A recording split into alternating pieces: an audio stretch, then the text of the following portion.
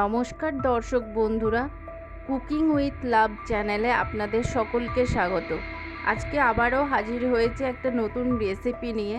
চলুন শুরু করা যাক আজকের রেসিপিটা।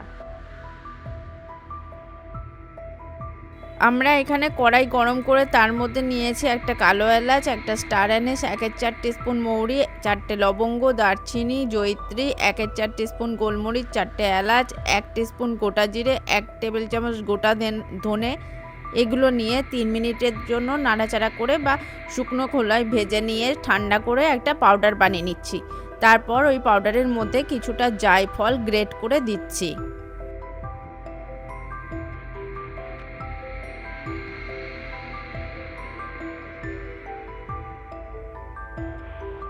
আমরা এখানে দুটো মিডিয়াম সাইজের পেঁয়াজকে পাতলা পাতলা করে কেটে নিয়েছি, আর নিয়েছি একটা টমেটোর কুচি, 1 টেবিল চামচ আদা রসুনের বাটা।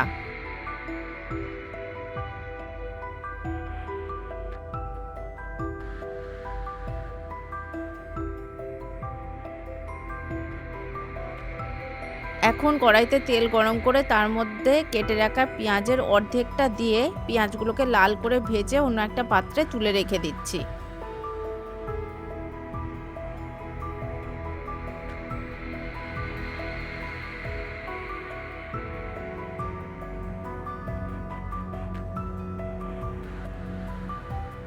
আমরা এখন 200 গ্রাম বাসমতি চাল ভালো করে জলে ধুয়ে নিয়ে সেটাকে আধ ঘন্টা ধরে ভিজিয়ে রাখছি।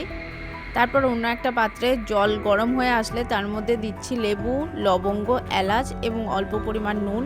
তারপর ওই গরম জলের মধ্যে দিচ্ছি ভিজিয়ে রাখা চালগুলো।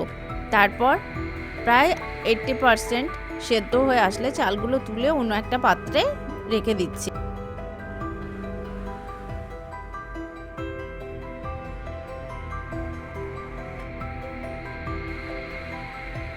আমরা এখন 200 গ্রাম পনির নিয়ে সেগুলো ছোট ছোট টুকরো করে কেটে নিয়ে ওর মধ্যে দিচ্ছি হলুদ, কাশ্মীরি লঙ্কার গুঁড়ো এবং নুন। সেগুলো দিয়ে ভালো করে ম্যারিনেট করে 10 মিনিটের জন্য রেখে দিচ্ছি পনিরগুলো।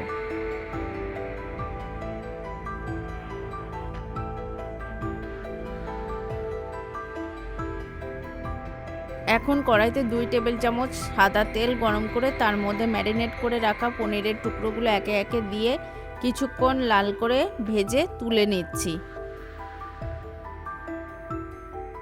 পনির ভেজে তুলে নেবার পর ওই কড়াইতে আমরা যোগ করছি বাকি কেটে রাখা পেঁয়াজ এবং গ্যাসের আঁচটা একেবারে কমিয়ে রেখে পেঁয়াজগুলো 2 মিনিট ধরে কষিয়ে নিচ্ছি। তারপর কড়াইতে যোগ করছি আদা রসুনের বাটা। এটাও দিয়ে গ্যাসের আঁচ আবারও কমিয়ে রেখে 2 মিনিট ধরে আদা রসুন বাটাটাকে কষিয়ে নিচ্ছি।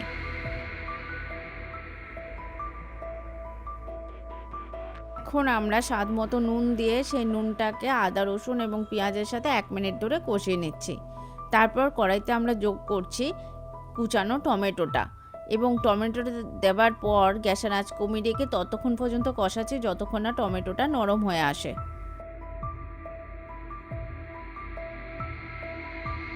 এরপর কড়াইয়ে শুকনো মশলার মধ্যে দিচ্ছি 1/4 টিস্পুন কাশ্মীরি লঙ্কার গুঁড়ো, 1/4 টিস্পুন হলুদ গুঁড়ো।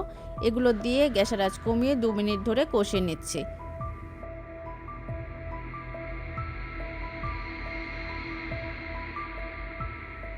এখন আমরা কড়াইয়ে যোগ করছি 1 টেবিল চামচ ধনের গুঁড়ো এবং আগে থেকে তৈরি করে রাখা ড্রাই রোস্টেড পাউডার মশলা। তারপর 3 মিনিট ধরে সব কিছুকে কষিয়ে নিচ্ছি গ্যাসের আঁচ কমিয়ে রেখে।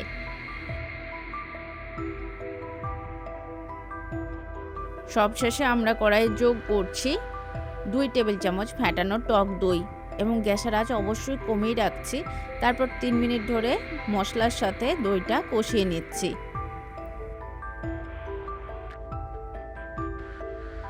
মশলা দই কষানোর পর কড়াইয়ে আমরা যোগ করছি ভেজে রাখা পনিরগুলো। এগুলো দিয়ে সব কিছুর সাথে প্রায় 2 মিনিট ধরে নাড়াচাড়া করে নিচ্ছি। তারপর এই পনিরের উপরে আমরা দিচ্ছি ভেজে রাখা পেঁয়াজের অল্প কিছু অংশ। পেঁয়াজের লেয়ারের পর আমরা এবার যোগ করছি 1 টিস্পুন মতো ঘি। তারপর আমরা একটা ভাতের লেয়ার তৈরি করছি পেঁয়াজের ভাজার ওপরে। তারপর বাকি পেঁয়াজ ভাজাটা এই ভাতের লেয়ারের উপর দিয়ে তার উপরে দিচ্ছি 1 টিস্পুন কেশর দুধ। কেশর দুধ ছড়ানোর পর আমরা ভাতের উপরে দিচ্ছি 1 টিস্পুন ঘি। তারপর কড়াই ঢাকনা দিয়ে গ্যাসের আঁচ একেবারে কমিয়ে রেখে 10 মিনিট আমরা দমে রেখে দিচ্ছি। তারপর ঢাকনা খুলে সব কিছুকে হালকা হাতে মিশিয়ে গরম গরম পরিবেশন করছি। তাহলে রেডি আমাদের আজকের রেসিপি পনির বিরিয়ানি। আপনাদের যদি আমার রেসিপি ভালো লাগে তাহলে লাইক, শেয়ার এবং আমার চ্যানেলটিকে সাবস্ক্রাইব করতে অবশ্যই যেন ভুলবেন না।